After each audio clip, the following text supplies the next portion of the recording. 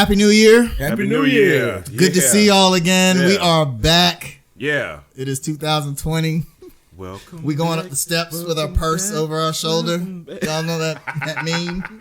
Child, it's a new year. Stepping into 2020. Stepping over everything. All kinds of souls say. Joining me today is the Angry Black fan, Jamal Darby. What up? We got Rodney Richardson and special guest. Yeah. Vashti from the Carolina Blitz is back. Yeah. If y'all remember, she was with us before the season started for a preseason show, and now that the season has ended, Thank God. we brought her back for our postseason wrap up. So thank you so much for coming. Thanks for having me. I always gonna read love the being obituary. on with you guys. Right. So the Panthers season ended. We didn't do an episode last week. We were taking a little break for the holiday, but not that any of y'all cared that we got destroyed by the Saints. I don't even remember the score. The game didn't matter. It didn't Yeah, matter. It's 42-10. Yeah, we saw Will Greer get demolished, and then Kyle Allen have to come back and get demolished some more. That led to a tweet by a Panthers player questioning how come Cam Newton has to take all this punishment. It's just the offseason looks kind of like a mess going into it so far. We lost our head coach. There's a lot of talk about who Tepper's going to bring in. It looks like disarray. The only silver lining is that Luke Kuechly made another Pro Bowl, and Christian McCaffrey made the All-Pro first team on two positions. First time that's ever been done for our offensive player in NFL history. Congrats, man. So congrats to him. I think Greg Olsen summed this season up perfectly. And I said this last week on my solo video, but these are his words, not mine.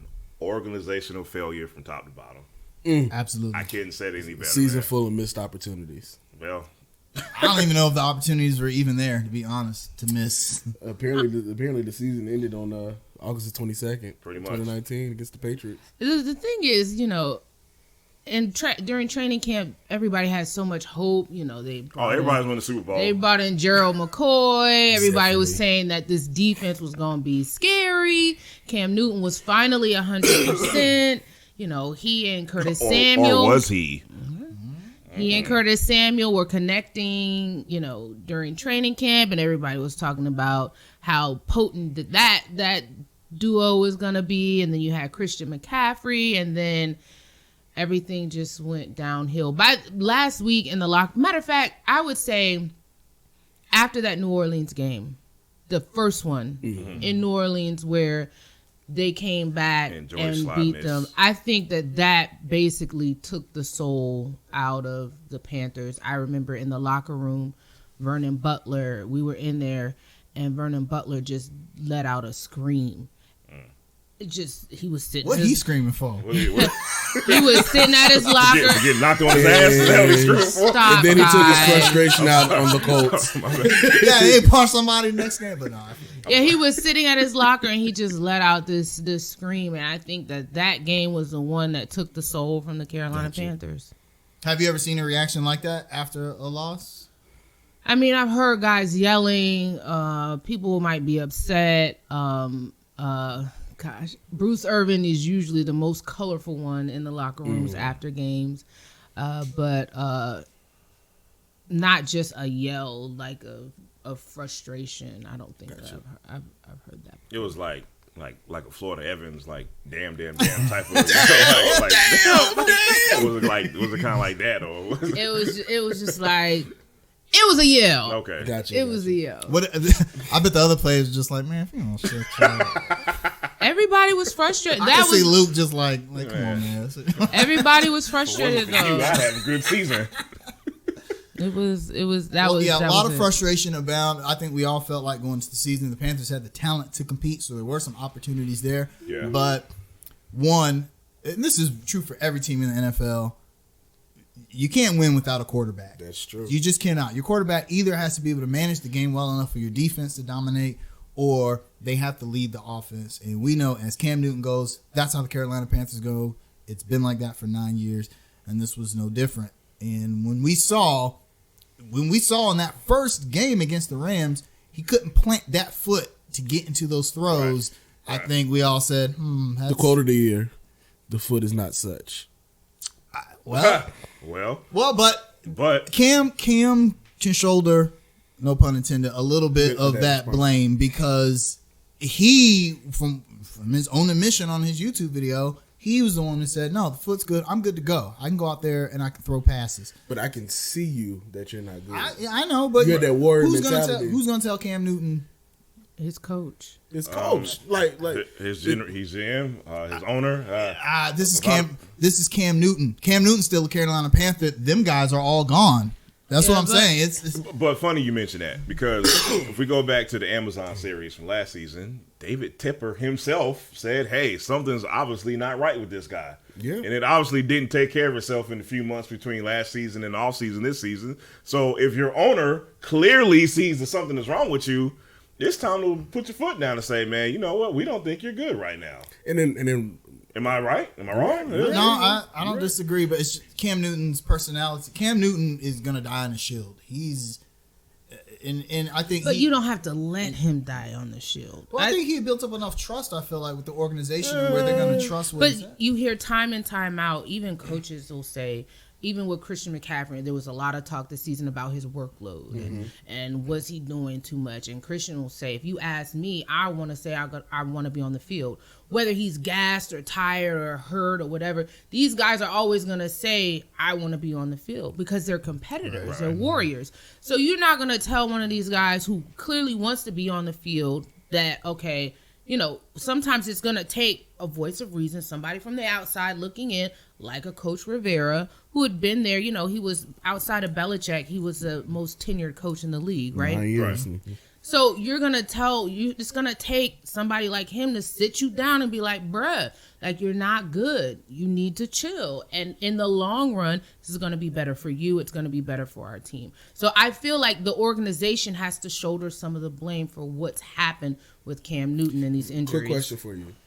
Do you think that he saw what was going on last year and this year and was kind of trying to save his tail in order to there's a lot of talk that, you know, he kept Cam in because he knew that Cam gave him the best opportunity to win games despite him being hurt. Mm-hmm.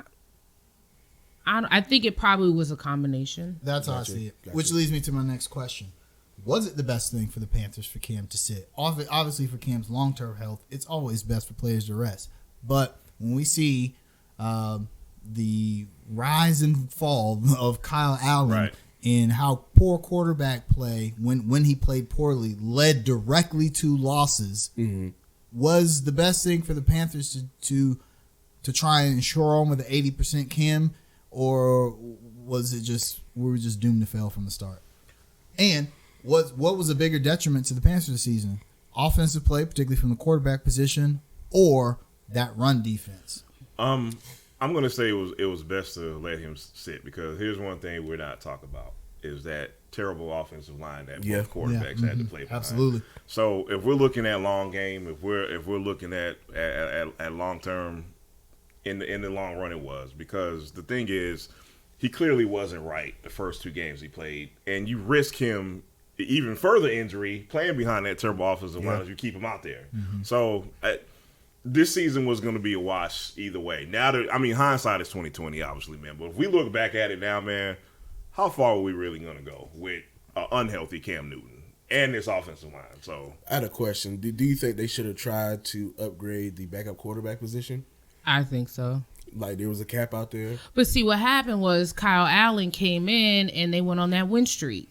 True. So then, you have this, okay, well, maybe he can do it. But what people aren't saying, during that win streak, that defense was tough. Yes. Number 2 pass defense in the league. That defense was tough during that win streak. It wasn't necessarily Kyle Allen who was doing his job as a game manager. He was making, throws and stuff. But defensively, they were the ones who were carrying that team. The question is, what happened? What caused that extreme fall off from where they were playing so well during that stretch, and then which is what I was going to ask you. What do you think it was? I don't know. I don't know. I don't know. I think that I don't know whether that 3-4 defense was a right fit for them. I think that last year was so bad and there were so many questions about the defense last year because that's Rivera's strong suit. Yeah. And historically, the Panthers have always had a strong defense. When they went to the Super Bowl with Jake Delhomme, that defense was like, what, top 2 in the league? Yeah. Top 2 in the league. Right. I don't know if that team, I don't know if Luke gels well within that 3-4. And I think that maybe as a team, they were kind of grasping for straws trying to figure out something. I'm going to sound like a broken record for like the 7th straight week. I think y'all know what I'm going to say already. Yeah, say it. That game against the Texans, Kawan Short gets hurt. Yeah. Effectively ends this season. That run defense goes to hell. Yeah. Especially in the 3-4. We're down to... We didn't quite have the personnel for them to run it. And you notice, Luke Kuechly, his performance falls off after Kawan Short's injury. It ties together, man. When you play this 3-4, if you don't have a strong inside presence on the D tackle, man, you're doomed, man. Plus, we saw it. Teams, I think, were game planning for Luke Kuechly. Right, they weren't even paying attention to the D tackles they were just after a while. they were telling the guards just to go past the tackles to get to Luke Kuechly because you get him out of the play, and then we see what happens. Let's go to that 49ers scrimmage game against us where they practice against us. Kyle Shanahan. Vegas weekend. That was Vegas weekend for me. Kyle Shanahan, I got to give him props, man. I think that dude's a real deal because if you look at like just the way he game planned around Luke Kuechly, and we were basically fooled on every single run play, it seems like, and they were averaging, I'm exaggerating, maybe I am, maybe I'm not. There was like 20 yards a carry every time they ran the ball. Probably it. It's probably accurate, right? Like, that was the blueprint, man. And then I think other teams followed that, man. That's why we had so many struggles against the run. That was one of our losing streaks, so I think we won one more game after that. Yeah. Yeah. In Jacksonville. That's yeah. cool. That was it. Because they have something called Gardner Minshew, who everybody thought was going to be the savior, too. And him and Kyle Allen can chill on the beach together in the offseason. Quick question for you guys. What was your outside of the run of the 3-4, what was your biggest disappointment this year, player-wise? I'm going Dante Jackson. Yeah, you took the words right out of my mouth. You know, I like Dante. I love Dante Jackson. I like Dante, and Trey Boston kind of put things in perspective for me when they were asking about Dante. They were like, Dante, you have to remember Dante's in his second year. Yeah. And in those skill positions, especially that, it might take him a while to settle within themselves. Like, he's always trying to make the big play. Yeah. So he had asked the reporter, he was like, when did Josh Norman really come on? 3-4 years. 3-4 years. Because it's funny you mention that. There was a lot of Dante Jackson and Josh Norman when he first started. I remember seeing Josh Norman in the preseason thinking, wow, this kid might be good, but he did a lot of that Dante Jackson stuff. So when Trey said that, I was like, damn. The light bulb he's right. He's right. Like, this is why I did not like Fiwo's decision to bench him for those last couple of games. And Dante, he's usually very friendly. Like, he respects the hustle, and he always talks in the locker room. Like, that hurt him, and that pissed him off. And you develop a wedge, which is why I don't think Fiwo has a chance of getting the job at all. But he's going to interview. But if the purpose is to develop your young talent, then give him opportunities in games that don't count to kind of settle himself. Right. And I understand, people got mad at what he said, which I really didn't think was that bad, but it was true. It was facts. Given that play situation, the call didn't work. Well, tell us again what he said. Well, we're referencing the Atlanta game, right? The Atlanta game. Okay, basically, they'd asked him about that play where the guy, he ended up getting burnt, and he said, like, when the ball was snapped, the play call did not match what it was a play where we sent the house. Yeah. And he was out there by himself. It was an engage 8 blitz. It left him on an island with, I don't even remember, some guy nobody ever. Some guy made his first catch in the single NFL. Coverage. And to be fair, Dante Jackson actually defended the pass well. It was just a better pass and a better catch. He was in position to make it. So, and he admitted that he needed to make that tackle, but the narrative had already been set by the Charlotte media. Let's be clear. And I called them out on this because when he said that quote, and I was there, Scott Fowler, because I don't have any problem with dropping names. Scott Fowler ran right up to the thing, transcribed it, and then painted the narrative like, oh, Dante's calling out coaches. So then he asked him again, and Dante said again, he was like, look, basically he mapped out the play like you did. He said, I was out there by myself. He said it was just a bad play for what the offense that they were running. And he said, I should have made that tackle, no excuses. But that was left out. That was left out. That was left out of what was said. And we called Scott Fowler out on that week too. We talked about it, and that's unfortunate because now irresponsible journalism like that leads to Dante Jackson feeling the way that he does, especially when he gets benched in a meaningless game. Yeah. And like I said, I like him. I wouldn't say that he was a disappointment. I would say that this is more of a learning curve for him. So he still has the juice. I think. But I'm gonna throw. I said Dante Jackson, but and there's some nuance to this, trust me, man. But Luke Kuechly was a bit of a disappointment. I was just about to bring that up. So, which is odd. He makes the Pro Bowl with his sixth Pro Bowl. Right. Makes All-Pro second team. It's Luke Kuechly gets the perennial vote because he's Luke Kuechly, which is great. I can't think of very many players in the history of Charlotte professional sports that get that. They're gonna make he's gonna make the Pro Bowl every year until he retires because he's Luke Kuechly. But did you really hear his name called that much? It's not as much as we're used to. It was a considerable drop off, but again, there's context behind this because of this 3-4 defense, because of so many coaches game planning around him, because of a lack of a rush. How much? And we talked about this in previous episodes. How much was he missing Thomas Davis? That's what other people were saying. Then there's that. Because I think if you go back and look at what that was last season, Thomas Davis missed the first 4 games. Yeah.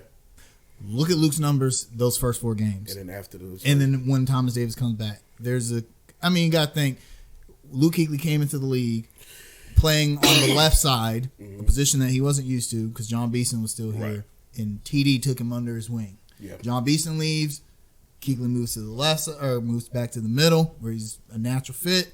Davis is on the right side. He's there with him every play. The Panthers, if they run a nickel package, Davis is on the other side. If Luke was on the field, TD's on the field. Mm-hmm. You got that for 7 years in a row now, and now it's gone. But see, and the to get into details about that, like Luke trusts Thomas Davis, so he's not trying to clean up the mess, so to speak, on every single play.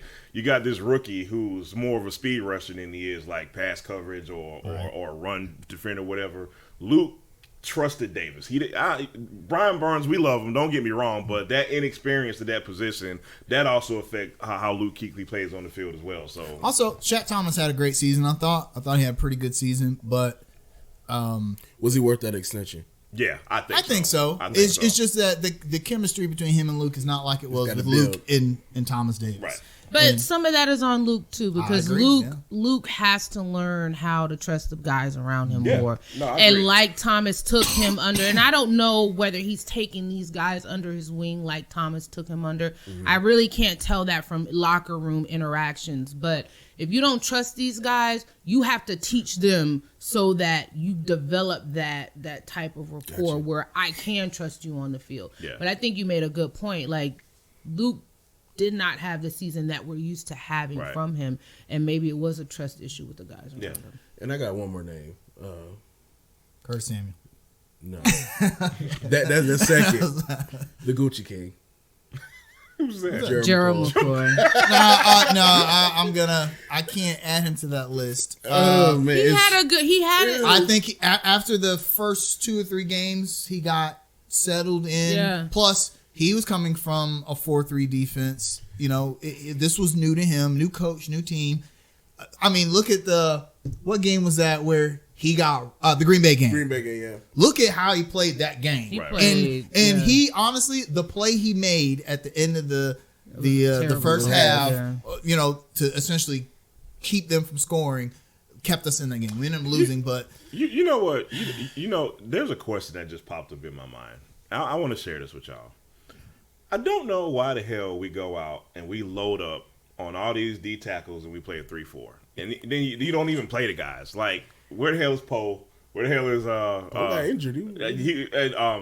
Vernon Butler? You're not even really. If you don't have two of them on the field at the same time, then what is the real purpose of doing so? I think the intent was to play KK at nose tackle, McCoy on the left, Poe on the right, and then you got Irvin Burns. I think that was the dream scenario, right. And it would have worked well if if you play Burns, and if you play Christian Miller, because he was inactive like the last 4 weeks of the season. Well, you know, maybe our coaching staff just didn't account for injuries. You know, I think that's a problem the Panthers have always had. Yeah, is that sometimes you have to say, okay, this is our dream lineup. But what happens if KK Short gets injured or Bruce Irvin is gone? Or I loved our first 22, but after that, it was dicey. It was dicey all year.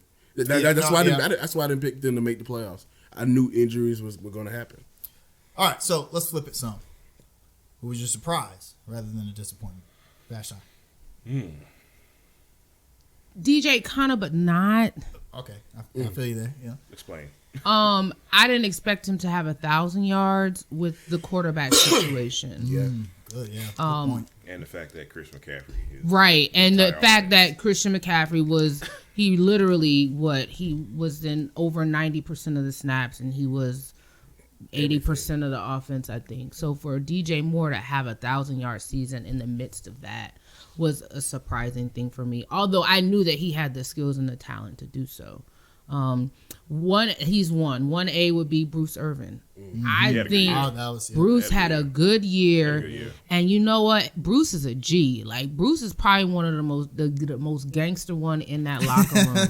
What, Future, man? He's one of the most gangster one in that locker room, and I love he's like the Ron Artest. You know, you need that one that might have you need that dog. He's that dog. Can I ask you a question? Yeah. Do you think he can play center for the Hornets? yeah.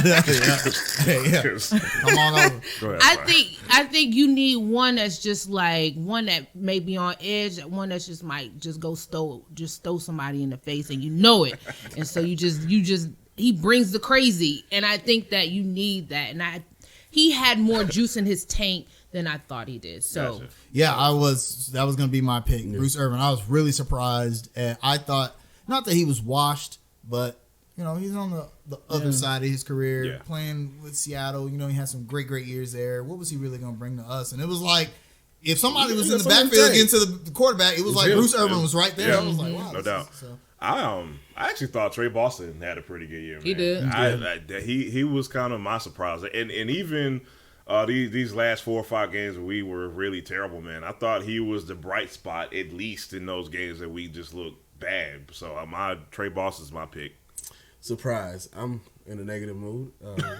Nobody. Matt Paris. He was bad, man. He was bad. You expected him to be? I thought he would be serviceable. I thought he would be better than what he was. Like at least average. I didn't expect him to be great. But he was coming off injury. Just mismanagement of the team, missed opportunities. But organizational failure. I don't know what else. I will say this: that did show that the Panthers knew before the season started the offensive line was a problem, and we get a guy like Paradis, he can come in, and I think they're looking for, you could never replace Matt Khalil, but I think they were looking for someone in the center that could at least be a voice of leadership, because the Panthers' offensive line has not been like very good since maybe Cam's been. You can't leave me if you can't block. But the with Khalil there, I think, they felt like he could kind of keep things together. Even they could, absolutely. It could mismatch the offensive line. And Trey was supposed to be that guy this year. Thank you. Yeah. Trey was supposed to be that guy. He was supposed to be. Talk about a drop. He was supposed to be the leader of that offensive line, and this was not a good year for Trey. Is there a particular reason you think that was the case? I don't know. when I've talked to him, he just seemed regular. And I didn't really see any like I could visibly see some guys upset after losses. He was very even keel. Like it was just like I don't know how emotionally invested he was this season. And when that's the case, you have like I question like what's going on with guys outside of football. And it's funny you say that because the narrative on Trey Turner ever since he got drafted was like he's the big, mean, nasty dude, and he used to show it. Before this season, he was that. He was that road grader. Didn't he get paid? Come on, I'm sorry. come on, man. Look, I don't want to. Look, I don't want to. I don't know. I'm just saying I don't know what happened. The point I'm trying to make was on the field, it kind of matches up to what you're saying. I just didn't see a lot of no fire this season on the field from him, man. So just thought. Do we think it's with our offensive line? I wonder is it a talent thing? Is it a coaching thing? It's talent, and we rotated so much in and out. No continuity. No. And I think that's understated. You have to have continuity. I think that's very understated. I think continuity is a little more important than talent is, honestly. Yeah. So, how do the Panthers fix it, though? Because the Panthers are actually... So, we picked 7th in the draft this year, which actually, in my opinion, the NFL is one of the worst places to be, mainly because you cannot draft for need that low. You got, in my opinion, you got to take BPA. If you got a top 10 pick in the NFL, you got to take best player available. But at the same time, we need offensive linemen. Yeah.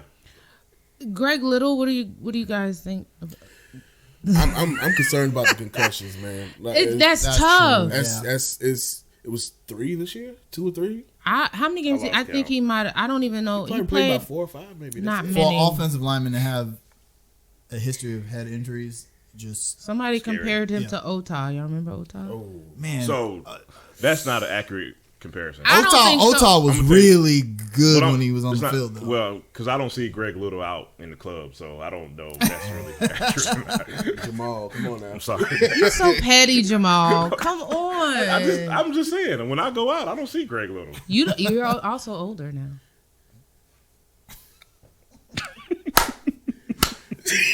Good one. All right, so let's talk draft really briefly before we take our commercial break, because we still have a long way to go before we can really start talking about draft. But just on the surface here, season's over, 7th pick. Do the Panthers go? And this is assuming that Hurney stays on in some capacity, because I don't know what Vashti is hearing, but just from stuff I've seen on the Twitterverse and the internet, Hurney might still be with the team in some capacity, maybe not as the GM. So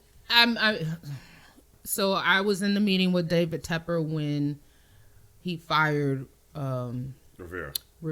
Oh wow. Oh yeah, I was at the table. It's a little like a little name drop. I was in the meeting. I was there, y'all. I was there. The game was here. Now the game is here.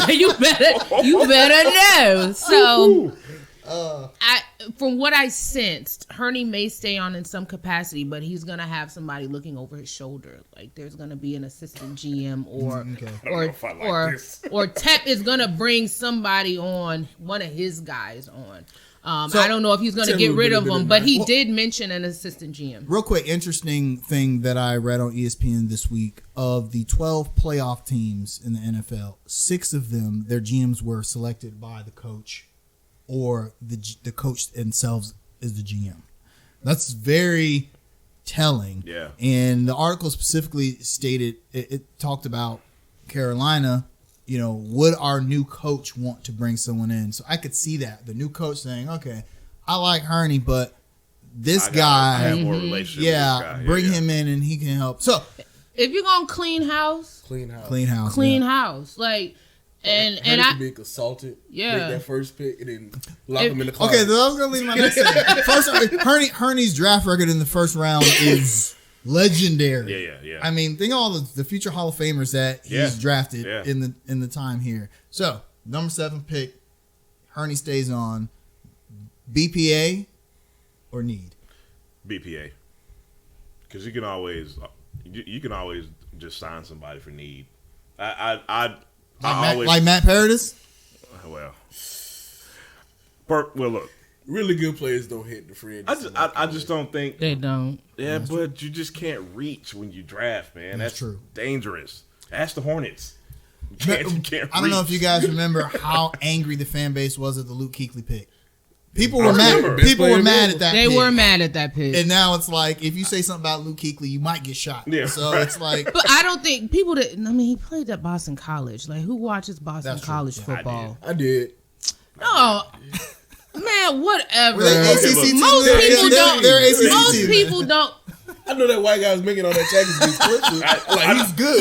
I know he had 22 against Florida State. And I was like, somebody better watch out for this dude. But you only watched him when he was playing you guys at true. school. That's true. For the most part, nobody was like, okay, Boston College playing football today. I'm going to go ahead and tune in. They don't need a tailgate up there for that. Right. So that's why nobody knew who Luke. I was like, when they said Luke Kuechly, I was like, Who? who is that? But it's not somebody I watch on Saturdays. A lot of Panthers first round picks have been a pop. Christian McCaffrey wasn't the most popular. He wasn't pick. popular either. Yeah, I don't think Jamal liked that pick. There was somebody I remember Jamal saying. Jamal did not like I don't that. think Jamal liked that pick. If I am I correct? Oh, man. Well, no, You who's got not some going to be in the cleaning. GM? All right, You got some stuff on your table right here, buddy. super early, too early to call draft predictions. Number 7 pick, Vashti. I can't even. I don't have no idea. Nah. I have no idea. Derek Brown, Isaiah Simmons. I'm going to throw you a curveball. Justin Herbert, Oregon. Oh wow! I watched that kid. I didn't say I wanted him. Let's be clear. I was not impressed. Let's be clear. I didn't say I want him. Think But Herney and Tepper pulled trigger on something like that? it wouldn't shock me. It depends on what the coach wants. It wouldn't shock me. All right. I heard the new coach wants Cam. Then you know who the new coach is. Well, no, wait. I heard that is a huge. Yes, what meeting were you in? I heard that is a huge factor in the process. So let's talk about that real quick. Why wouldn't you want Cam if you're the new coach? You just really just gonna take a guy like Cam Newton and be like, you know what? He's been hurt the last 2 seasons. Nobody wants to go through a real rebuilding process. Absolutely. No. Yeah. At all. And I've said before, man, I don't think rebuild is in temporary I vocabulary. don't think the team is bad enough to rebuild. Then there's that. We named strong defensive pieces that the Panthers have. They go back to a 4-3. You got KK who comes back. Maybe they do some other things. No, y'all don't agree. You got Christian McCaffrey and an ascending DJ Moore. I don't think you rebuild. You got I don't those two think you pieces right there. rebuild. Yeah. But that offensive line needs a whole That lot needs a true. rebuild. I think And you that's keep not Trey. overnight. I mean, I don't know No, about. you said it. Keep Trey and just. Do you really want to keep Trey? Does he want to be kept? He has it. He's got enough talent. I He think. is, and he's young enough. He's young enough. That's Yeah. true. Yeah. All right. Well, you know what would shock me if the light stayed on because we don't make any money on this podcast except from our sponsor Anchor.fm. We'll be right back.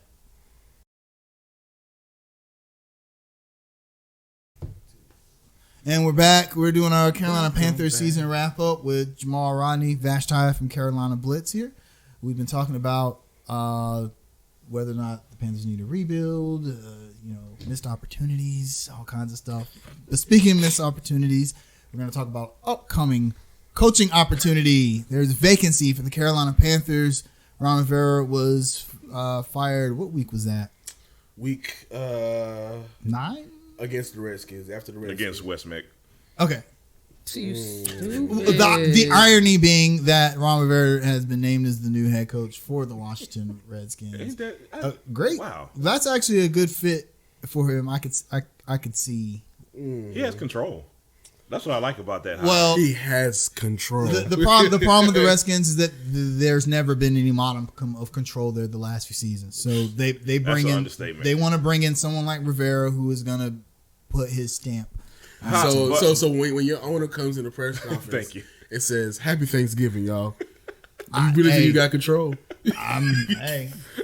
I personally think Ron Rivera's too classy to work for that guy, but I was shocked at that. yeah, I was really shocked. I was Yeah, shocked I was at that. floored. I I think that's Ron was not happy that he got fired from the Panthers. I could tell during his press especially conference, yeah. mid-season. Like when he said he came out basically bam, bam, shooting shots. Like, yo, this is what I did. Back to back, NFC, you know, it was bam, bam. And so, like, I think that whatever that first job, he was going to jump. He was going to say, I was the first one. I was going to get this job. And I think he likes a project. I'm shocked that he went to that organization because for so long it has been It's so long it has been a laughingstock. Like the Ravens own Washington DC. Well, That's think pretty bad. But I think Dwayne Haskins is maybe someone that he can help develop. Look, man. He's got his work cut out for him. He's about to draft trade. They're going to draft trade. But the Panthers were terrible when he came here. That's true. They were terrible. But they also had Cam Newton. Well, they came in together. Who saved his ass so many times, made him look good. That is true, but they also didn't have an awful owner. We found out Richardson is not Daniel Snyder. I'm sorry. That's man. true. So Jeans Friday. So Jeans Friday is it? Look, man, Jerry Richardson is not Daniel Snyder, dog. I'm sorry, man. No, fair enough. But as far as we're concerned. So there's a lot of names in the coaching carousel that have been tied to the Panthers. Mike McCarthy being one. We've already interviewed him twice, apparently. Yeah. Although it is looking like he may take the job at Cleveland, which or Dallas. He's interviewing. Yeah, I don't know why anyone would take the Cleveland job. But Josh McDaniels is another name tied to us.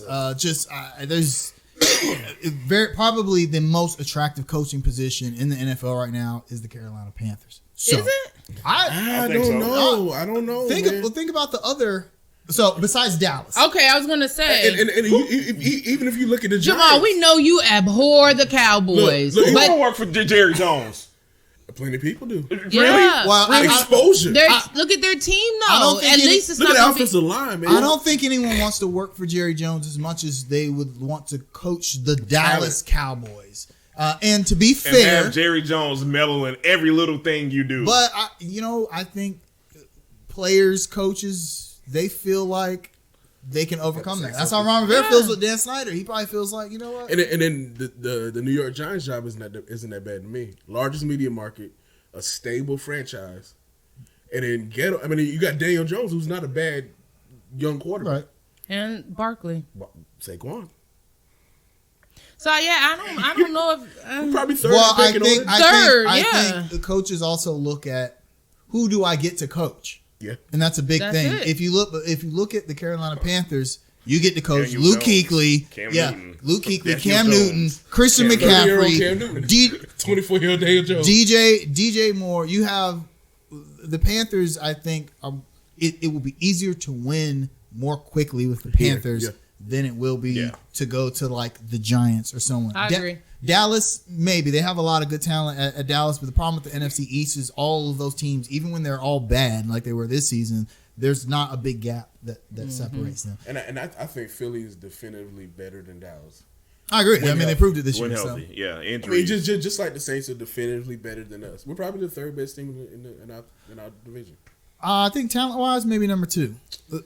Drew Brees is... And Michael Thomas, actually, let me take them out of the equation. Sean Payton is the great equalizer in the NFC South. So sometimes looking at the Saints, I'm not even sure if it's a talent thing. Is it? I mean, look at Teddy Bridgewater came in for Drew Brees, a guy who's going to make the first ballot Hall of Fame. I'm making this face because I actually agree with you. I just don't like giving Sean Payton any credit, man. I know. It hurts me. Like, I don't like the guy, man. Look, go Saints fans, Bounty Gate happened, right? Y'all trying to pretend like it didn't happen. I don't forget nothing. I'm like, I don't forget anything, man. So, but no, I agree with you, man. All right, so who would be your pick, Vashti? If David Tepper said, Vashti, since you're in all these meetings with me, y'all chill. I've just hired you as a consultant. Congratulations. Who would Vashti pick? I like Eric Bieniemy. Why? Because what Tepper said is that he wants old school and new school. He pays attention to analytics and trends, and he wants a coach who is innovative. I kind of see that with him, and I'd love to see a brother as a coach here in Carolina. We got one now. Oh no, not for long. Gastonia represent. Gastonia in the house. Gastonia in the house. You know? What about you, Jamal? My pick is not one of the candidates. Who? I want Jim Harbaugh. I'm sorry. Do you really? I really want Jim Harbaugh. I think for the type of coach he is, and for the personnel the Panthers have, specifically on defense, I think that is a marriage made in heaven. Do you think that he could have, because sustained excellence is the key. That's what it is. Sustained excellence is the key. Do you think he could put together sustained excellence? Listen, it's funny you mentioned that, because on this show a couple of weeks ago, I said he was the Larry Brown of the NFL, meaning he comes in and he immediately fixes the situation, but in 2-3 years nonetheless, he's out. Yep. Players get sick of him, basically. Mm-hmm. But look at what he did with the 49ers. The 49ers were in disarray. Mike Singletary didn't work out. He took a bad team and made them Super Bowl contenders for like 4 seasons in a row. And they were in way worse shape than the Panthers. Yeah. I mean, imagine what he does with Cam Newton. Luke Kuechly. I'm just saying. I like that pick. Because he's not an option. I know. Okay, so I'll play. Thank you. We're looking at play the game options. I'll play the game. Thank you. If we're looking at the options, I'd probably go Mike McCarthy. Honestly, he's the one. He's 1A. And not for anything else. You know what he did with Aaron Rodgers. Aaron Rodgers is great. Don't get me wrong, but just what he did with Aaron Rodgers, and he's proven he's won. He's won consistently. Mm-hmm. That's what the Panthers need. We don't need this back-to-back losing seasons. We don't want that. David Tepper is on this thing where it's like, no, I want to win consistently. I want to build a program. Mike McCarthy's done that, so I'd go with him. For me, I'm going Matt Rule. He's my number 2. I like the fact that he turned over the program at Baylor. Because if you think about it, Art Browse had that program in the bind. It was a mess. It was. He took over. They were 1-11. On and off the field. On and off the field. The rape allegations and everything, sexual assault and everything. He took that program in 2 years. They're playing in the Sugar Bowl. Yeah. The Sugar Bowl, and got that behind kicked by Georgia. But he's turned that program around. I think they all checked out, though. They did. It's the bowl. The bowls doesn't matter. Yeah. And then also what he did with Temple as well. He took that program, got them to 10 wins back-to-back seasons. And then also he has NFL experience with the New York Giants as a position coach. It's different though. Like those college coaches, historically, being a college head coach is so different than coaching grown men who make more money than you, and it has not translated well. Except for Carroll and Harbaugh are the two that come to mind. Yeah, and Carroll had to have 2 shots at it. And Carroll, I don't like him because no, the way he bailed on that USC thing, I'll never respect him for that. He threw them under the bus. I don't like that. He did. I'm gonna throw a name out here. I didn't mean to cut you off, good. but I just think his name needs to be mentioned. Greg Roman. That was gonna be my pick. Yeah, Greg Roman's got a history with the Panthers. Look at what he's doing with Baltimore. Don't they feel like the 2015 Panthers? They a lot like the 2015 Panthers. I could see him coming here and bringing what he's done with Baltimore to here. I think that would be. Plus, I mean, he used to coach. He used to be an assistant coach for the Panthers. And I understand the organization is a lot different than when he was here 20-something years ago. Wasn't he the assistant coach under Harbaugh in San Francisco too? I believe so. I believe so. Do we have interviews scheduled with him? I don't think so. I hope that comes about soon. Next time you're in the room with Dave. Tepper. Listen, y'all not gonna come on now. I mentioned one thing. Be like, Dave. Now I got a seat at the table. Dave, you need Greg's number. Also, you need me to holler at Greg for you. Now, besides Mike McCarthy, Josh McDaniels, I don't. Well, here's the thing. Hear me out here, okay? I know how we all feel about the Patriots, but the Patriot way is proven. Yeah. If you look at the last 20 years, the most dominant team in all professional sports has been the New England Patriots. You trying to tell me you wouldn't take a chance to get a guy from that tree? I don't like that. The tree is rotten, The tree is rotten. But it produces fruit. No, rotten fruit. Rotten fruit. I can't. Strange fruit. Are we willing to sell our soul for Super Bowls when it comes down? Yeah, so you want to cheat? You want to cheat? Do I want to win a Super Bowl? New Orleans did. They got a Super Not Bowl. by any means necessary. Any means So, necessary. I So let me ask can't. y'all a question. So on Thursday we're supposed to interview Kevin Stefanski. Do you guys know anything about him or have any feelings about him? No. No. No. Minnesota, no. No. Offensive coordinator for the Vikings, right? If you can make Kirk Cousins look this decent. But You deserve an interview. Well, You deserve an interview. I think Kirk Cousins look decent is because the Vikings defense is actually really good, and He is Dalvin Cook. he doesn't have to do a Much. whole lot. They have a good offensive line too. Yeah. Gotcha. Yeah. I think it'll be one of the major candidates. Tepper wants to make a splash. He wants to make his stamp. He's going to go very, very hard after McCarthy. Yeah, I think so. McDaniels. I think he's going to go hard at those guys. But I think Greg Roman that just feels good. I agree, man. I'm a little disappointed we haven't set anything up with him yet, man. Well, they can't talk to him because yeah, they I can got it. playoffs. They can ask. They asked for permission to speak to McDaniels. Okay. They actually interviewed McDaniels this Friday. Yeah, on the 10th, right? Well, the Giants have moved their, since the Patriots lost last night, the Giants have requested to interview him, to move their interview up to tomorrow. So Yesterday was a great day for sports. it was a great day. We'll talk about that in a bit. Deshaun Watson, Clemson. DeAndre Hopkins, Clemson. Anyway, I felt bad for Sean McDermott. He's a former Panthers coach. Our defense has never been as good as it was since he was agree. here. That's true. I feel like he's done a great job taking a bad Buffalo team and making them competitive. Brandon Bean too. Yeah, but I just felt bad for McDermott. I wanted him to get that. I want to ask Vashti a question. After we lost to West Mac, did you think it was over? Did you think this is the day Rivera gets fired? I thought I was shocked that it happened that day, but I was expecting it to come. Gotcha. I saw it coming on. I think we all thought it was. I didn't think it was going to happen on a Tuesday. When I say I didn't expect it to happen surprise that me. day, I didn't expect it to happen on an off day because that throws everything in disarray. I thought that if he was going to be fired, it would have been on Monday. Gotcha. Yeah. Right, which is typically one coach. Right, when he could talk to the players and all that laid out or whatever. But Tuesday, the day. So when he didn't get fired on Monday, I was like, okay, maybe they're just going to keep him around for the rest of the season. But I was expecting it the week prior. So Was it who they played before Washington? They played. Let me pull it up. They played the Saints.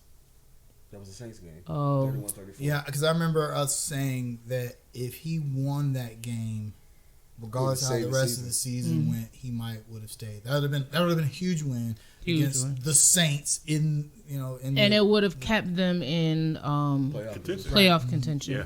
They would have had something to play for. And guys said after that Saints game, they didn't have they were anything. deflated. They were deflated. They didn't have anything to play for. So how was the locker room that Wednesday after he got fired? Yeah. I think like most guys, they were in shock. They heard via social media, It's not stuff like that because it was their off day. Yeah. So guys were napping. Most guys said they were taking a nap. I know I was in my yard cleaning up, trying to do something with the leaves, and it just took everybody. Wow. Everybody was shocked. I don't know if the guys expected it to happen mid-season. Gotcha. I think that they were kind of trying to rally. Like I know Luke and Christian specifically said that they were trying to rally to play to win games to keep him around. Didn't look like it. Well, Luke always gonna give 100%. Everybody else, Christian gave 100%. yeah, that's true. So do you think the firing was justified this year? It was time. 9 years. We're right there. It was time. The same thing when we let John Fox go. It was like 9 John years. Fox was not by any means a bad coach. Yeah. It was just time. time. And then we saw what happened. In fact, same thing's gonna happen with Ron. We saw John Fox leave, go have success with another team immediately. Yep. Didn't quite win the Super Bowl, but I could see, especially if Ron Rivera goes to the NFC East, which traditionally, they record-wise, they are a weaker division than the South. Mm-hmm. But when they get in the playoffs, those teams typically do well. So. But we are talking about the Redskins, and he has his work cut out for him, buddy. Oh yeah, yeah. That's a project. It's a reclamation project. I swear it is. Boy, does the new Panthers coach, does he have his work cut out for him? I think he does. Especially, how does he win the locker room? Vashti, I know Vashti knows how it is in the locker room, but I felt like the biggest thing the Panthers lost with Rivera, it wasn't from an X's and O's standpoint. Right. When he got let go, the outpouring of players, former players, like getting on Twitter, like Josh Norman, like he couldn't believe he hasn't been with us for 2 years. Right. He's here in spirit. Yeah. He never never wanted to leave.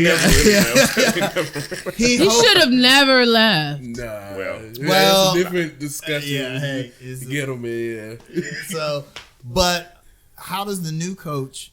Does the new coach have to do that? Does the new coach have to win the locker room? I don't think so, because I honestly think they're going to clean house a little bit, and you're going to have a whole fresh set of new players, new expectations. I don't know. I think they will. Clean house where though? Like, I don't think McCoy's going to be back. I think I agree with you. I think they may cut Poe. They should cut Poe. And I think they have new faces on that defensive line and new leadership. I don't think Greg's coming back either. I don't think Greg's coming back, but I think your leaders offensively and defensively right now are Luke Kuechly and Christian McCaffrey, or Cam Newton if Cam Newton comes back. Those are the guys who you're going to have to get to rally behind you. Those are your team captains. Those are it. Like, Greg is gone, more than likely. I don't know. I don't know if they bring Gerald back or not, but Gerald has only been there 1 year. So within that 1 year, he gained a lot of trust and love in that locker room, and people. But it's not like a Luke Kuechly. It's not like this guy has put in time with this organization. But whomever that new coach is going to have to get Luke and Cam and or Christian on his side, and then if he comes, the dominoes will fall. Yeah, exactly. I can dig that. I mean, I feel the same way. I don't really have anything different to really add to that. But at the same time, I kind of have the feeling that we're going to see a different personnel. I kind of agree with you on that point. Y'all really think it's clean house time? Yeah. I don't know if it's clean house time. I think it's let's get rid of the bad apples time. I think. But who are the bad apples? I don't want to say no names, Vernon Butler, and Vernon's gone. He messed that up for himself. And just he's a free agent anyways, right? Yeah. You can tell me better than this, okay? I just kind of get this feeling there are some disenfranchised players for the Panthers who are not happy and who might not be here next season. Maybe you could tell us more. I feel like Tepper thinks there's enough talent on the team to where a new coach can just come in and fix it. So I don't see a lot of turnover. I don't see a huge. You're always gonna have. NFL 53 players, and, plus practice squad guys. There's always gonna be a lot of turnover. But I think at our core players are gonna stay. The difference is that Greg Olsen might retire. He's gonna be gone.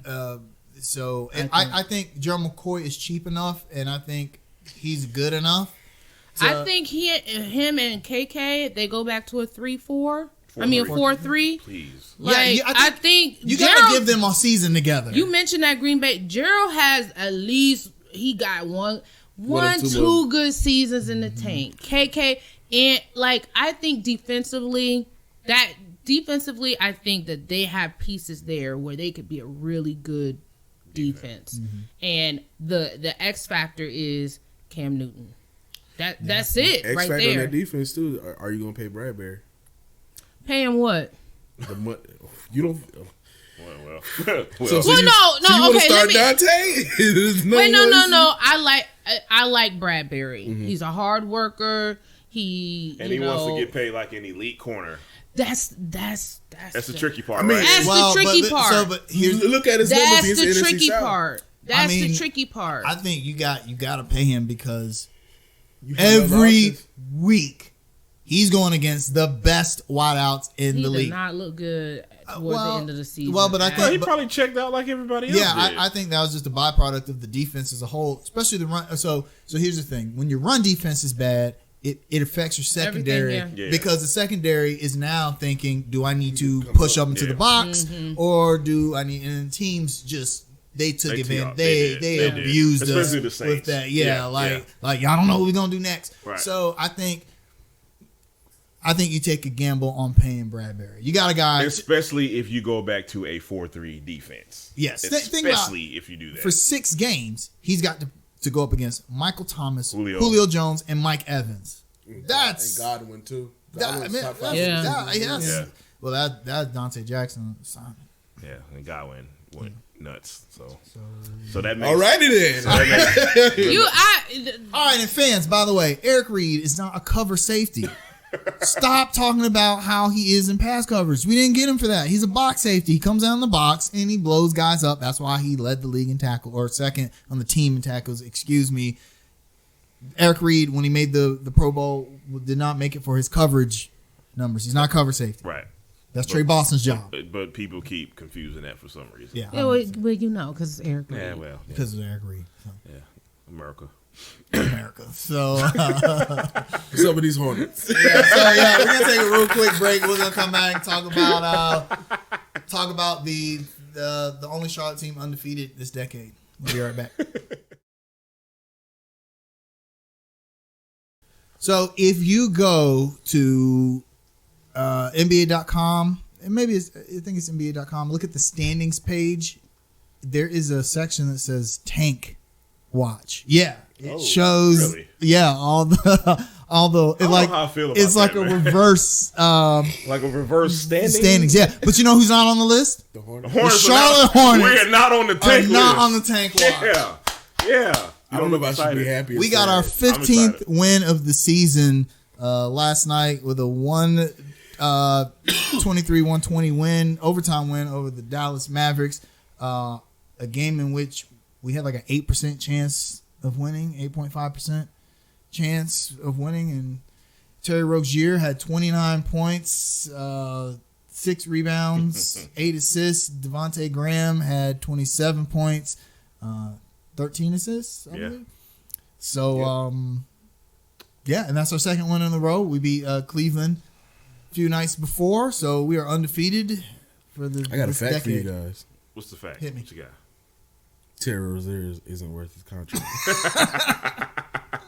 So Vashti was looking like, what are they talking about? So at the beginning of the season, well, before the season even started, and Kemba Walker went to literally greener pastures, the Hornets actually enacted a sign and trade to get Terry Rozier from Boston to come here. And that deal pays him about $19 million a year. So the fans went crazy. Actually decreases. Yeah. Decreases for the But next the fans went crazy. Right. That he wasn't worth, I think the total contract was $57 million? Something like that. 57, 51, I believe. Something. People are going crazy. So then what happens is as the season starts, and everyone's off to a rocky start, but except for Devontae Graham. So Devontae Graham. Yeah. Devontae Graham comes off the bench, starts lighting it up. What ends up happening is Dwayne Bacon ends up being injured and his play falls off. So that puts Devontae Graham into the starting lineup. So now you have a backcourt of Rozier and Graham. And Graham kind of becomes the de facto point guard, offensive centerpiece. So where does that leave Rozier? Well, he just moves over to the shooting guard position. Where he looks really good. But the sentiment with Hornets fans is that, well, he's not our point guard, so he doesn't deserve to get paid like a starting point guard, which is what his salary puts him at. Are we done having this conversation? We should be. It should be dead. It should be put in the ground. It's over. The conversation is over. Shout out to Bleacher Report, who said that Terry Rozier signed the worst offseason contract ahead of guys like Dwayne Dedmon, who's not even playing, Tyus Jones, and whatever other bums they had on the list are not even playing now. It's dead. Listen, man. Get him, Jamal. Go ahead. So, you got these people who want to post these per 36 numbers and what's the other one? The Box plus minus. Plus minus and all these analytics. By the way, real quick before you continue. Last night, despite Rozier's incredible stat line, which he shot 53% and 43% from three, he had a negative box plus minus, -7. But you know who those numbers are for? Those numbers are for people who don't watch basketball. Hey, you know who had a positive plus minus? Who's that? Dwayne Bacon, who went 3 for 13. By the way, all right, continue. Yeah. Let's talk about last night's game. Last night's game will kind of it is a microcosm for his value, and I'm gonna tell you why. Luka Doncic, all world. We don't even have to go into discussion about how good this dude is, right? Okay, but let me tell you something that happened. Let me tell you something about the genius of James Borrego and what he does sometimes. Sometimes Borrego throws crap at the wall. Sometimes it doesn't stick. Sometimes it does. Borrego threw some crap at the wall in the fourth quarter and the overtime. Let me tell you what he did.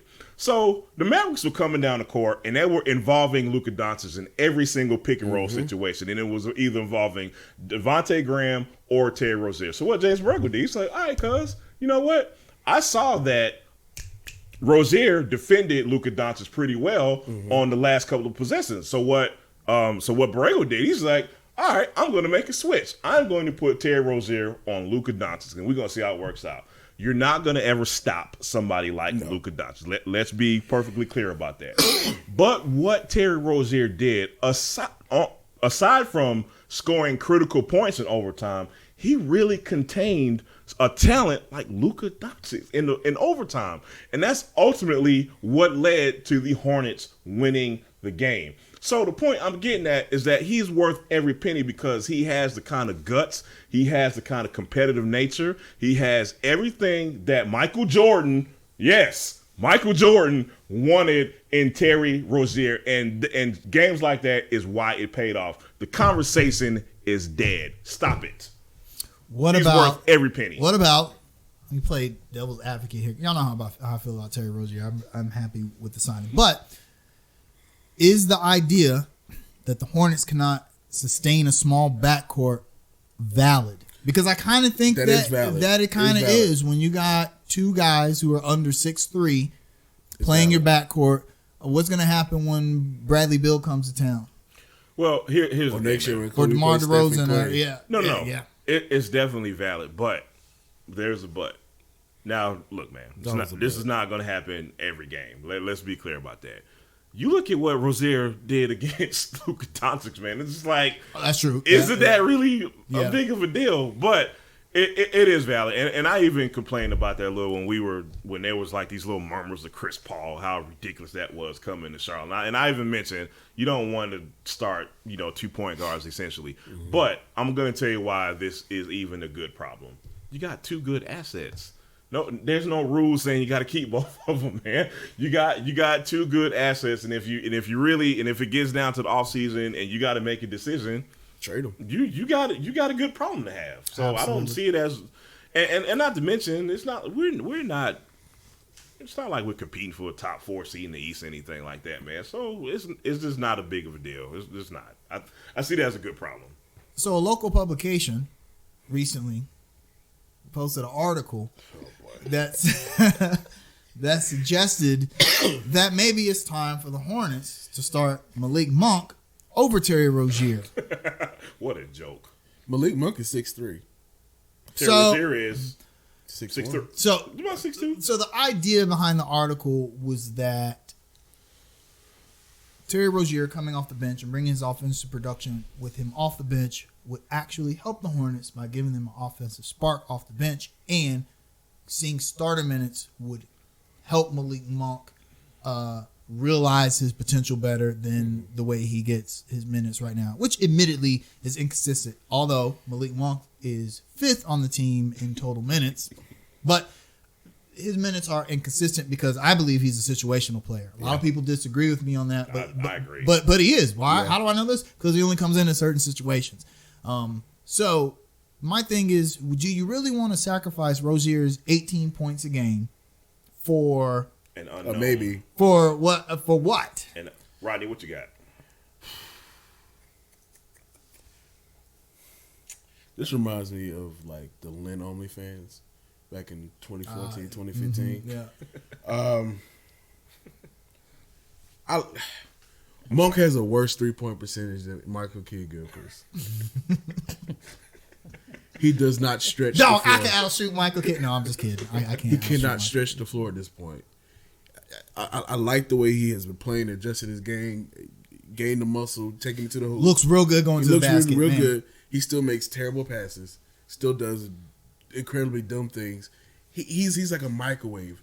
Let him thrive in that role. Let him learn that role. He's like a mini Lou Williams. Yes. Let Terry Rozier and Devontae Graham keep building that chemistry because both of them can actually play defense. Let them build that chemistry. It's working thus far. Someone said, I don't remember who it was. It might have been James Borrego that said, defense is mostly effort. If the guys are giving the effort out there, hell, we forget about Muggsy Bogues is kind of novelty to the NBA. Right. But listen to other players talk about how much they hated playing against him because his defensive effort. Yeah, even though he's the smallest player in history. So, I mean, we saw the effort Rozier gave against guys like Luka. I'd rather get that than the effort you get from a guy like Malik Monk, who has improved defensively this year. To be fair, he has. He is better than he has. Yes, absolutely. But I don't think you get that same kind of effort from him when he's out there. I'm glad you brought that up. There's 2 points I want to make. Number one, I want to talk about this team defensively. I'm a fan. I'm not connected with the Hornets, obviously. But it is beyond, and I do mean beyond, frustrating how terrible we can be defensively sometimes as a whole. Absolutely. It is mind-numbing how bad we are. The effort's not consistent. And I know how much I'm frustrated with it. I cannot imagine how much JB is frustrated. Because one thing I say all the time, man, like, especially in the situation we're in, losing to teams that you're supposed to lose to is one thing. You can't get mad at that too much, considering where we are. But when you lose the same way over and over and over again, man, like, talent doesn't figure into that sometimes. You get what I'm saying? Like, we can look at last night's game, even though we won. As soon as we recommitted to playing defense, we saw the results. And it's just, it boggles my mind why JB can't get them to do this consistently. Coach Clifford couldn't get him motivated. Nobody. No. I don't want to sound like I was trying to blame JB for that because you're right. Clifford had the same issues, but I just don't. Because playing defense is the hardest thing to do in today's NBA, where especially with young guys, and especially with the way the game is structured. It's just there's some like you can't do anything with Luka Doncic. You can't stop him. You can't. Yeah, he certainly can. James Harden, you can't breathe on that guy without getting a foul call. Yeah. So I think a lot of players feel like, and plus it's not as immediately rewarding to play defense. Yeah. Right. Or at least to put the effort into it. Imagine how many times we've seen a guy actually play real good defense on the Hornets, and then some dude like 13th man off the bench hits like a turnaround fadeaway in their face. It's deflating. It's Aaron like Holiday. it's like, why do I even bother? So I think it's. But the second thing I wanted to touch on is that as far as the Malik Monk article, this is what happens when you overreact.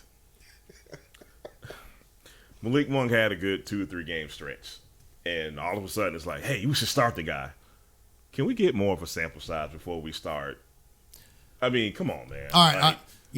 I'll frame it like this. I would not be opposed to Malik Monk starting, but I also feel like you shouldn't mess up a good thing. Yeah. We saw JB likes the small backcourt. We saw that last year with Tony Parker. He come late in the games. Who was on the court? Kemba Walker and Tony Parker. So I think he likes that. He wants to build that chemistry. Also, 2 ball handlers. Hornets Nation posted a stat today that Rozier and Graham were in the top 5 in clutch points in the NBA. Clutch points meaning baskets scored in the last 5 minutes of the game when the score is within no more than 2 possessions.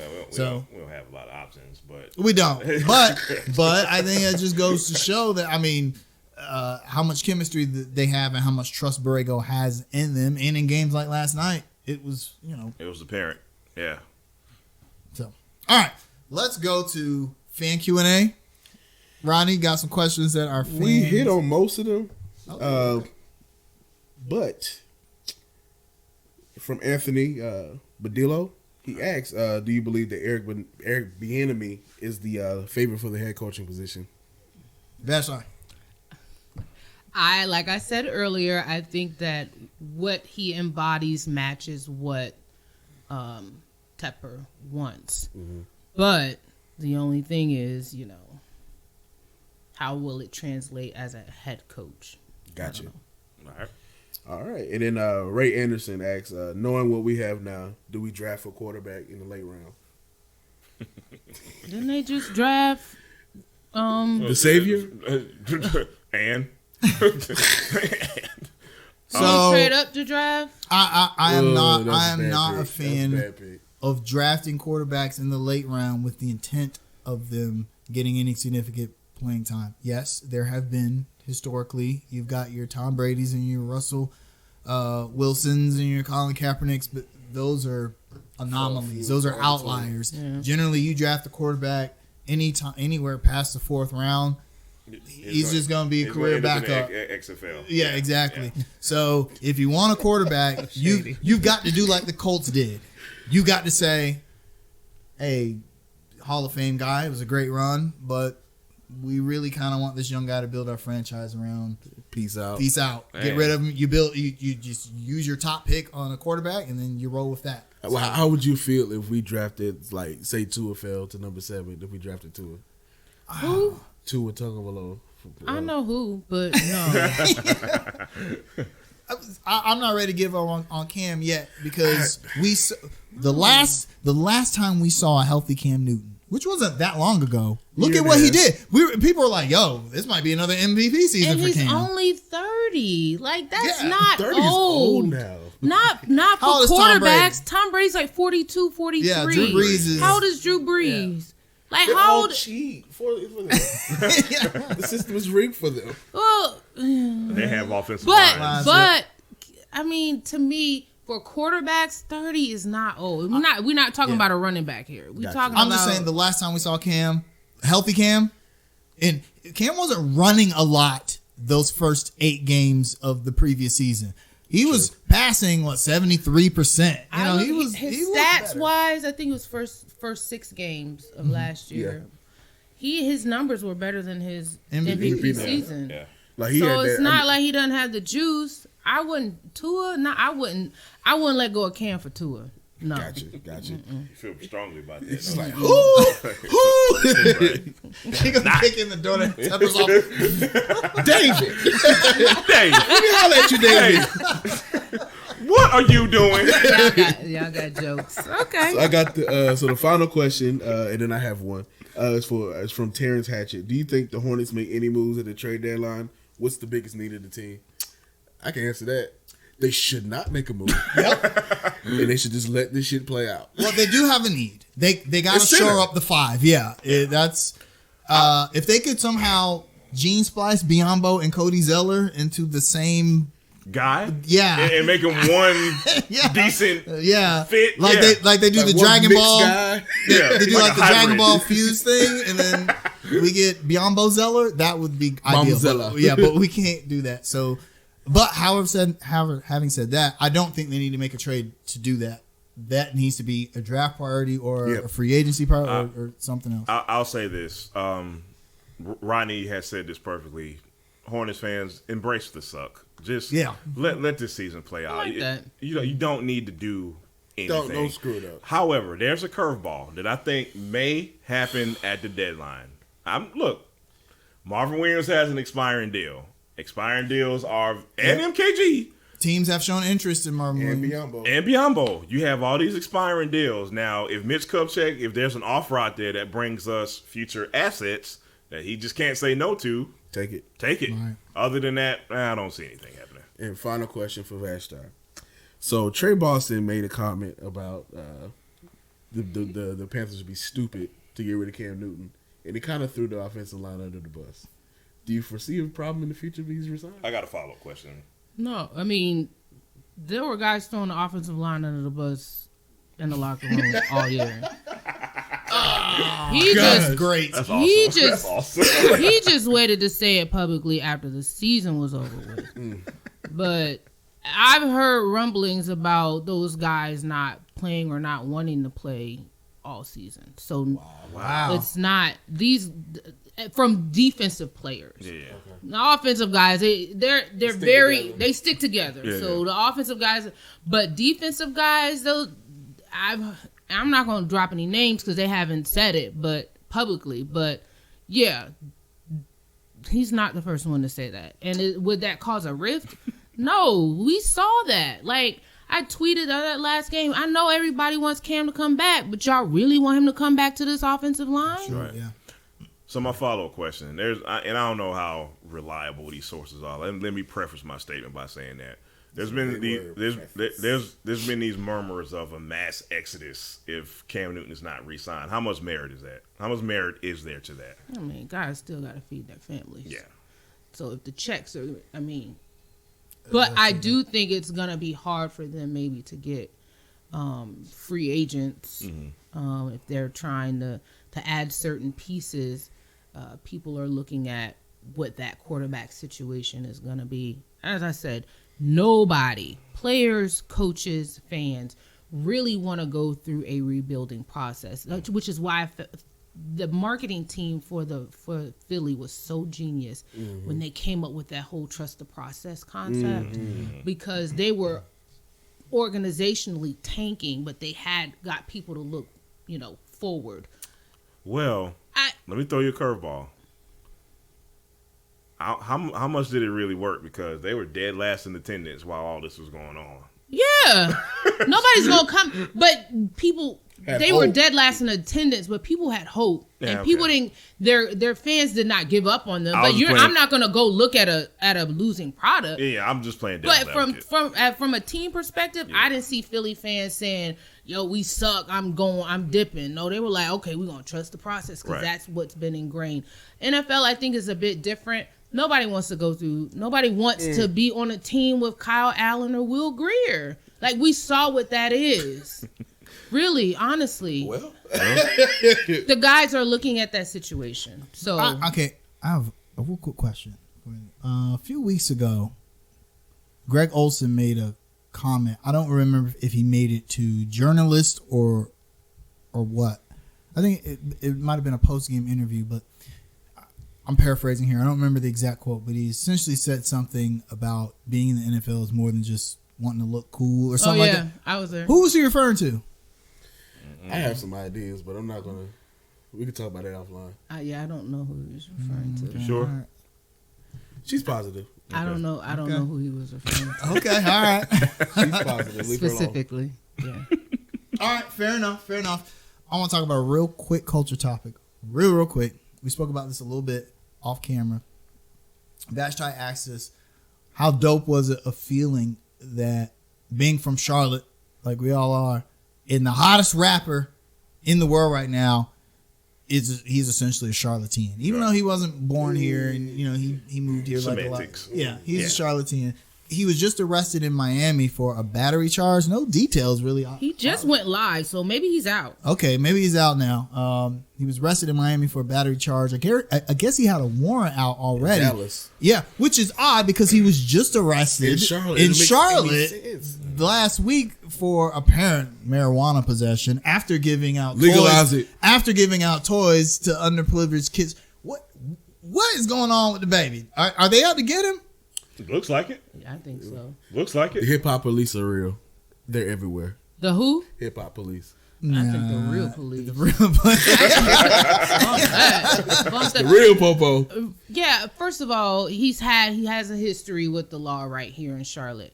But when I like the way he called out the Charlotte police. Absolutely. After absolutely. that concert. I loved what he did. He had his people. He had his video cam. He challenged them. Do you think other precincts in other cities didn't see that? Oh, no. Well, y'all not going to challenge. Y'all not going to. You see, anytime you step in our city, we're going to try to get you for something. Because you are challenging us and we are the authority. And you got to stay in your place. I've always felt also that... You know what happens when you challenge the establishment? Colin Kaepernick. Go ahead, I'm sorry. No, I was going to say...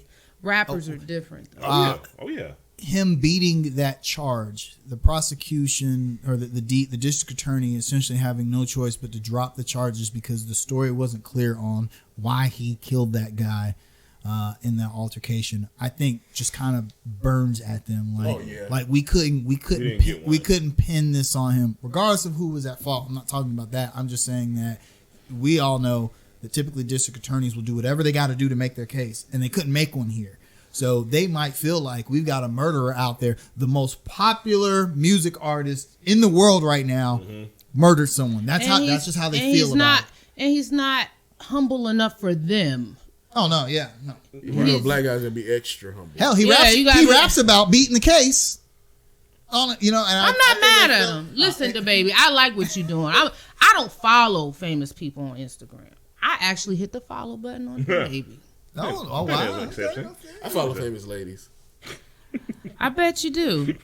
Sometimes I'll go and look at guys and see who they follow just so I can judge them. I'm going to do you when I get out of here. All right.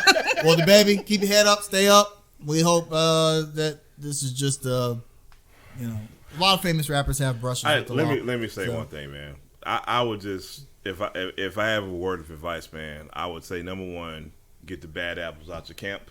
I think that is very, very important. Tiresome fall guys. No, exactly. No. That's it.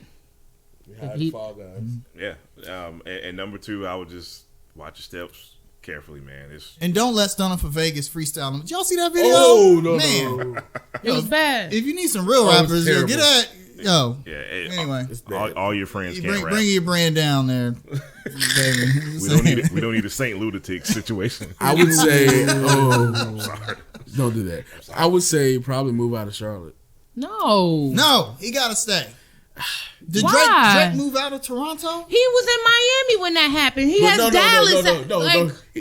I heard him say, every time I'm at home, they harass me. Get away for a little bit. Have two houses. Like Little Boosie said it the best. Rappers always get killed in their hometown. That's true. They always get killed in their hometown. And he had that publicized incident with, oh boy, back a couple months ago. Revenge is always going to be on his mind. He's going to be envious and jealous. Get away while you can. Like even if you got to move to Atlanta for a little bit. And we know it's jealous cats in Charlotte. There's jealous cats everywhere. You can get popped anywhere. But it's more likely. It's less like you'll get popped in Atlanta. Atlanta's like they have this insulated. It's kind of dangerous to be an MCEE. Whoa. All right. That'll take us to our shout outs. Let's let our guest of honor go first. You have a shout out or a shout at? I don't know. I have to let y'all do y'all's first. Okay, I don't even know. All right. I'm going to give a shout out to the Concord Police Department for catching the bad apples that were involved with killing that young girl at Concord Mills. It's a terrible situation. Just parents, get control of your children. Also, I want to give a shout out to Clemson. We're going to win another championship. Oh, boy. I don't know. It was looking rough there for a little while. It's the heart of a champion. I have the Tigers. I was impressed with that one. See? Heart of the referees. I did see some questionable calls. They had the ball in the red zone 5 times and scored 3 field goals. Clemson deserved to win. We deserved to win. Yeah. Hey, Dabo, what's your cash out? Okay. All right, my shout outs. Okay. Do I have anyone to shout out this week? I just want to send my condolences to the Probst family. I'm screwing up her name probably. Aviana. That's it. Probst. I just wanted to send my condolences to her family again. Shout out to the Jetta team off the wall. Shout out to everyone who keeps supporting us. Shout out to Carolina Blitz for blessing us with your presence today. I think that's all I got, man. Shot at to Bleacher Report and your... And he ain't never gonna let that go. Never.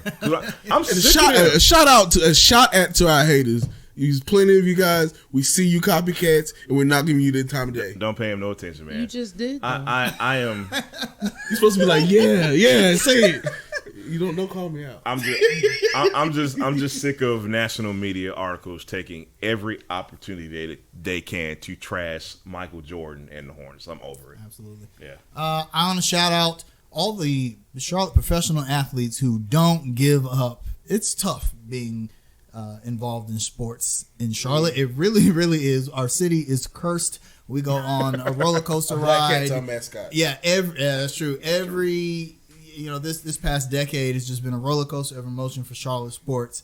So those of you guys that are out there, I don't know, some people look at it like, hey, these guys get paid millions of dollars to play a game, which is true, but they make sacrifices that we don't make when it comes to their family, their health, things like that we take for granted. So shout out to those guys that are out there living the dream and not giving up. Shout out to the mayor real quick. She made a tweet about the shooting in Concord, essentially saying, well, what are we doing about it, Charlotte? I'm thinking that's your job. You tell us what you're doing about it. So shout out to Charlotte politicians. Before you go, I do have a shout out though. Before you go, I want to give a shout out to the Charlotte Hornets organization. Give this young lady some credentials. Thank you. Yeah. Please give Vashti praise. Before she get too big for y'all. I'm about to say, you can proceed. All right. I have a shout out my girl Jasmine Fritz, who recently was brave enough to call out an act of sexual harassment that she experienced from a fellow member in the media.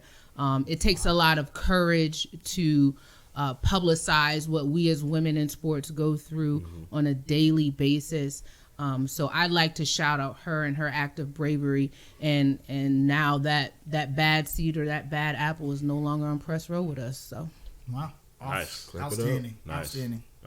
That's gonna do it for us this week. We will see you again next Sunday. Thank you very much, Vashti. Carolina Thanks. Blitz, Always like being here with you. Oh yeah. We couldn't wait to get you back on the show. We bring Dave by. Yeah, if you next time. you Bring Dave by. Bring Dave and maybe I'll hit up Nicole and then I'll get Nicole to bring Dave. Yeah, just there you go. And then tell the Gucci King to give us some gifts too. I'm telling you. You saw them Gucci King every gave week. out good gifts. Every week he has something fresh. Drip, he man. says he doesn't get the respect he deserves because he's a big guy. I asked him about that. Oh wow. So he pays extra for fabric too.